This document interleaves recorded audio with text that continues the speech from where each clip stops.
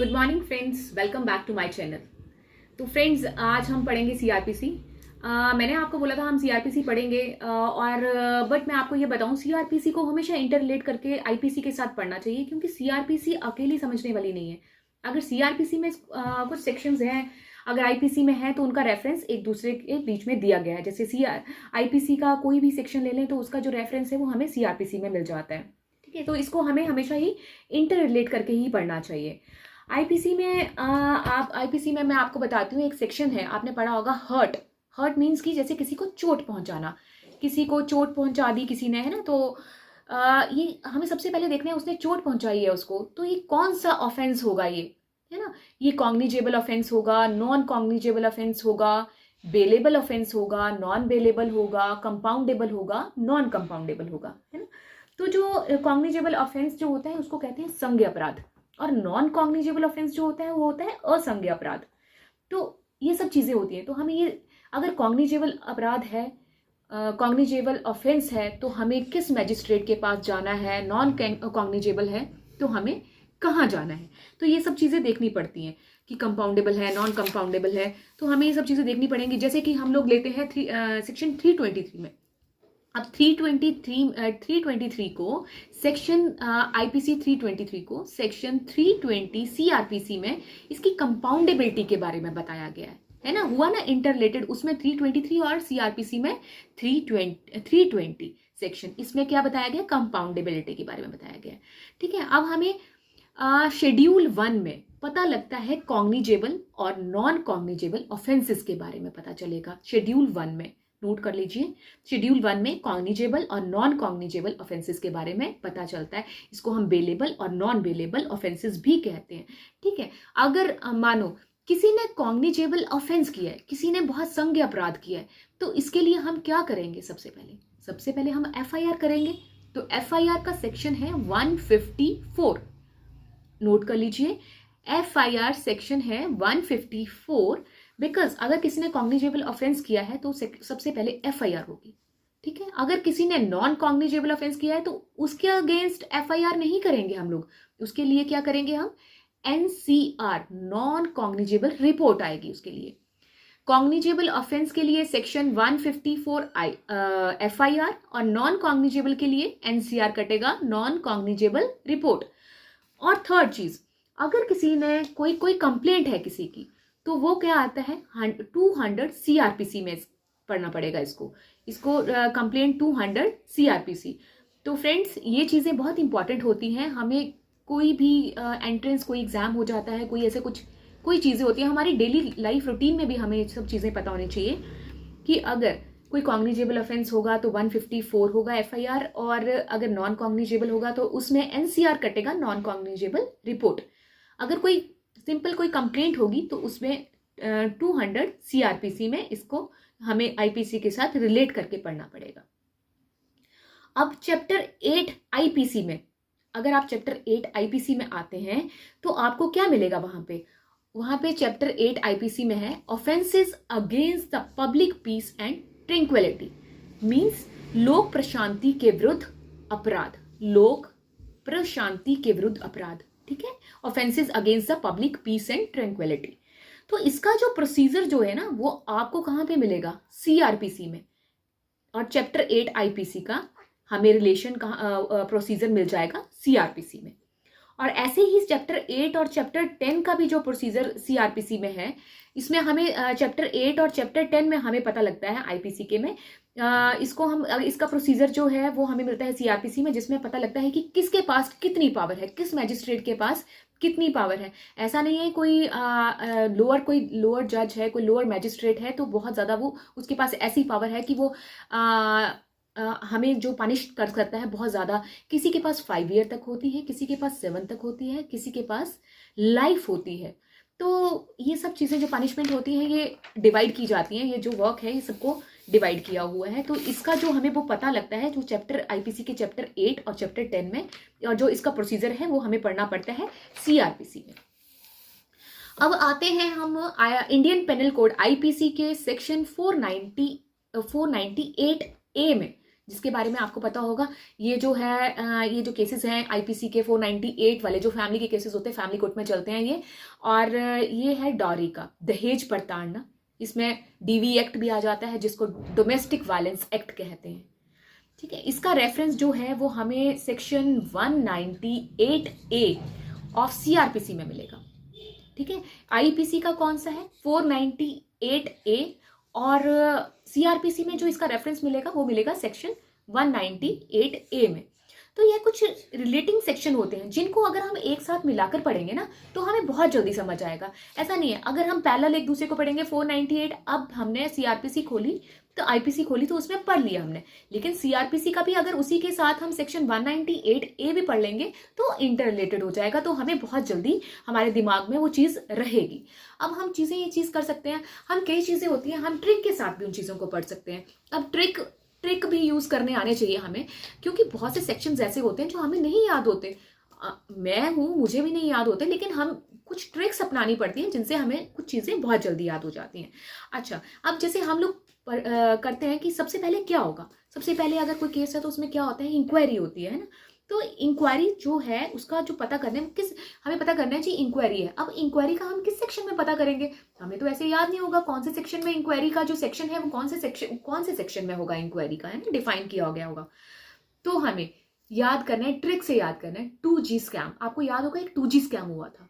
जो 2G scam हुआ था वो उसकी इंक्वायरी बहुत लंबी गई थी। जो 2G स्कैम है उसको इंक्वायरी के साथ इंटर रिलेट कीजिए कि सेक्शन कौन सा होगा इंक्वायरी के लिए, 2G जो है वो इंक्वायरी को वहां पे डिफाइन किया गया है। ऐसे ही उसके बाद आता है पुलिस रिपोर्ट। तो हमें याद करना है यार पुलिस रिपोर्ट वाला सेक्शन कहाँ होगा, इतनी बड़ी बुक तो हम खोलने नहीं वाले, पुलिस रिपोर्ट वाला कहाँ होगा ये सेक्शन। तो पुलिस रिपोर्ट, आर से रिपोर्ट तो 2, इसका सेक्शन है 2R। Are means report, 2R हो गया ये सेक्शन। तो आपको ये छोटे छोटे ट्रिक से ये चीजें समझ आनी चाहिए। आप जैसे पुलिस स्टेशन के बारे में कहाँ डिफाइन किया गया है, किसी को नहीं पता होता। तो पुलिस स्टेशन, एस आ गया, स्टेशन तो मीन्स 2S, इसको जो डिफाइन किया गया है वो सेक्शन 2S में डिफाइन किया गया है। ऐसे ही समन केसेस हो गए, वारंट केसेस हो गए। तो अब समन केसेस के बारे में हमें पता करना है, समन केसेस कहाँ पे डिफाइन किए गए और वारंट केसेस कैसे किए गए। तो वारंट का W होता है 2W। तो वारंट ये याद रखना, 2W जो है वो वारंट में नहीं आता है, वो समन केसेस का सेक्शन है। 2W समन केसेस का है और 2X जो है वो वारंट केसेस का है। वारंट से याद करना 2W, तो हमें इंटरलेट करने में इजी हो जाएगा। 2W है समन केसेस और 2X है वारंट केसेस का। तो इसके बीच में एक और नया सेक्शन ऐड हुआ है जो अभी हुआ है रिसेंटली, वो है 2WA, जिसकी 2WA में डेफिनेशन दी गई है, वो है विक्टिम। ठीक है, विक्टिम। तो विक्टिम का एक सेक्शन जो ऐड हुआ है वो हुआ है 2WA में। तो आपको ये चीजें, सब चीजें ट्रिक से अगर आप याद करेंगे तो आपके माइंड में याद रहेंगी आपको, है ना। और जैसे पब्लिक प्रोसिक्यूटर हो गया, पब्लिक प्रोसिक्यूटर पी में भी, पब्लिक में भी यू आता है, प्रोसिक्यूटर में भी यू आता है, तो डबल हो गए यू, तो 2U ये किस में होगा, पब्लिक प्रोसिक्यूटर में। इसको 2U में डिफाइन किया गया है पब्लिक प्रोसिक्यूटर को। तो ये चीजें याद करने वाली होती हैं। अब सीआरपीसी में सेक्शन 24 में पब्लिक प्रोसिक्यूशन किया गया है, असिस्टेंट पब्लिक प्रोसिक्यूटर किया गया है ना, उसके बारे में सेक्शन 24 में हमें पता लगता है कि पब्लिक प्रोसिक्यूटर की अपॉइंटमेंट्स कैसे होती हैं, है ना, असिस्टेंट पब्लिक प्रोसिक्यूटर की अपॉइंटमेंट्स कैसे होती हैं। और ऐसी सेक्शन 25 है, वहां पे है अभियोजक निदेशालय के बारे में पता लगता है कि उसके बारे में क्या है, अभियोजक के बारे में, है ना। एक बात और सीआरपीसी में सेक्शन है, आपको पता होगा सीआरपीसी के सेक्शन है 1 to 484। इतने बड़े सेक्शन 1 to 484 लर्न करने हमारे लिए बहुत टफ हो जाते हैं ना।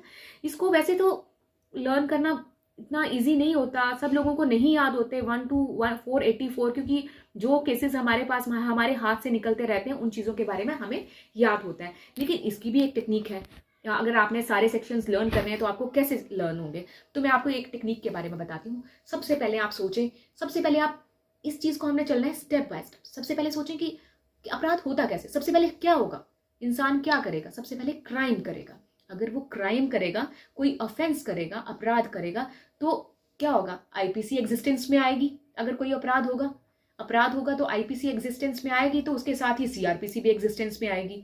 अब सीआरपीसी आ गई है तो एविडेंस एक्ट भी आएगा सॉरी तो सब चीजें क्या है, ये धीरे धीरे एग्जिस्टेंस में आती रहेंगी।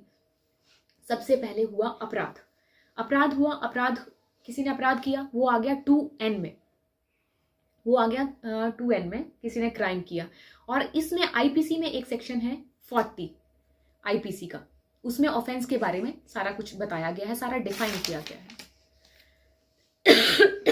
Sorry friends.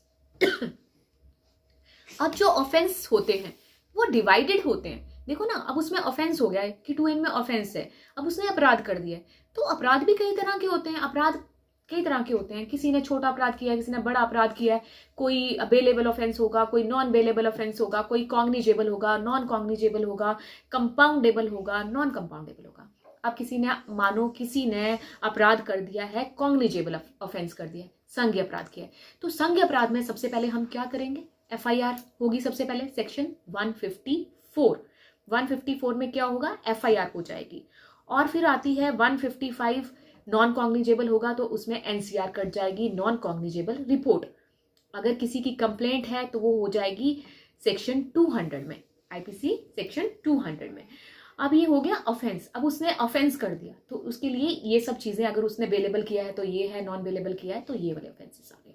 ऑफेंस कर दिया अब उसने। ऑफेंस के बाद हम सबसे पहले क्या करेंगे, FIR करेंगे। FIR के बाद क्या होता है, FIR के बाद होता है इन्वेस्टिगेशन। इन्वेस्टिगेशन होगी, उसको इन्वेस्टिगेशन के लिए ज्वाइन करवाया जाएगा। तो इन्वेस्टिगेशन जो होती है उसके लिए है 2H। फ्रेंड्स, जो मैं बता रही हूँ वो प्लीज लिखते रहना। उसके लिए इन्वेस्टिगेशन के लिए है 2H। अब इसकी रिपोर्ट किसको भेजी जाएगी, इन्वेस्टिगेशन तो उन्होंने कर ली, अब इसकी रिपोर्ट वो किसको भेजेंगे, ये सब चीजों के बारे में पता लगेगा हमें सेक्शन 173 CRPC, जिसमें रिपोर्ट कहा जाता है। सेक्शन 173 के CRPC में रिपोर्ट, इसके बारे में पता लगेगा। और अगर कोई केस डायरी बनानी है तो सेक्शन 172 में केस डायरी के बारे में पता चलता है, बात करते हैं हम, ठीक है। और आप इस तरह ही अगर आप स्टेप बाय स्टेप करते जाएंगे ना, आपको कोई भी सेक्शन ऐसा नहीं होगा जो आपसे छूट जाएगा। कि पहले क्राइम हुआ, क्राइम के बाद उसने क्या FIR हुई, FIR के बाद इन्वेस्टिगेशन उसने ज्वाइन की, इन्वेस्टिगेशन के बाद वो कहाँ गया, क्या, ये सब अगर आप स्टेप बाय स्टेप करेंगे तो कोई भी सेक्शन आप भूल नहीं पाएंगे। सब चीजें आपको याद रहेंगी, हर प्रोविजंस आपको याद रहेगा, हर सेक्शन आपको याद रहेगा। क्योंकि फ्रेंड्स, एक चीज और मैं आपको बताती हूँ कि जब हम कोई चीज़ को बड़े ही उससे लर्न करते हैं ना, अगर किसी के साथ इंटरलेट करके करते हैं, मानो हमने CRPC पढ़ ली, IPC पढ़ी नहीं, बाद में IPC पढ़ ली, पढ़नी तो हमें फिर भी पढ़ रही है, लेकिन फिर भी जब हम IPC पढ़ रहे हैं तो हमें CRPC खोलनी ही पड़ती है, इतनी जल्दी नहीं हो पाता है हमसे ये सब चीज़ें, ठीक है। अब मैं छोटी सी बात पे आती हूँ, लास्ट में कंक्लूजन पे आती हूँ। सबसे पहले तो एक ट्रिक्स हो गए, हमें ट्रिक्स से पढ़ना चाहिए। एक टेक्निक जो मैंने बताई, स्टेप बाय स्टेप हम उस चीज़ को करेंगे। और तीसरी चीज़, आप किसी भी चीज़ को, कोई इंपॉर्टेंट चीज़ है उसको हाईलाइटेड कर सकते हैं, है ना। मानो एक एग्जाम्पल दे रही हूँ मैं, अगर 10 लोग आ रहे हैं और वो 10 लोगों ने पैंट शर्ट पहनी हुई है, अगर 10 लोगों ने पैंट शर्ट पहना हुआ है और 10 लोगों में से एक लोग ऐसा है, 9 लोगों ने पैंट शर्ट पहनी, एक लोग ऐसा है जिसने पैंट ऊपर पहन ली, शर्ट नीचे पहन ली है ना, तो वो बंदा जो है वो हमें हमेशा याद रहेगा, यार उसने ऐसे पहना हुआ था, वो हमेशा हमारे माइंड में याद रहता है। अगर 10 ने एक चीज़ पहनी हो तो हमें नहीं याद रहता कुछ टाइम के बाद, लेकिन ये चीज़ हमारे मन में हमेशा याद रहेगी, नहीं यार उसने क्या पहना हुआ था, उल्टा पहना हुआ था, पैंट ऊपर पहनी थी, शर्ट नीचे पहनी थी। ऐसे ही अगर हम कुछ चीज़ों को हाईलाइटेड करते हैं, रिमार्क्स करके रखते हैं, ग्रीन पेन से करते हैं, जिस मर्जी से करते हैं, हम हाईलाइटेड किसी भी तरह से हम उस चीज़ को रखते हैं ना, तो वो चीज़ हमारे दिमाग में हमेशा के लिए याद रहती है। फ्रेंड्स, एक हमेशा याद रखना, वो चीज़ हमें माइंड से कभी भी नहीं भूलती है। और हमेशा CRPC को IPC के साथ इंटरलेट करके पढ़ना, और इसको बहुत अच्छे तरीके से हम जो नेक्स्ट सेक्शन होगा उसमें हम लोग पढ़ेंगे, सेक्शन वाइज पढ़ेंगे, सेक्शन 1 to 484 तक करेंगे, हाफ ऑफ सेक्शंस लेंगे, 20 सेक्शंस लेंगे, और इसको हम पूरे सेक्शंस को इसको कवर करेंगे और पढ़ेंगे हम इंटरलेट करके इन दोनों बुक्स को, ठीक है फ्रेंड्स। ठीक है, आज का लेक्चर इतना ही हुआ। अब कल मिलते हैं एक नए चैप्टर के साथ, ओके। अगर आपको मेरा ये वीडियो अच्छा लगा हो तो प्लीज़ इसको लाइक, कमेंट, शेयर ज़रूर करना। अगर आपकी कोई प्रॉब्लम हो तो प्लीज़ कमेंट बॉक्स में ज़रूर लिखना। ओके जी, बाय।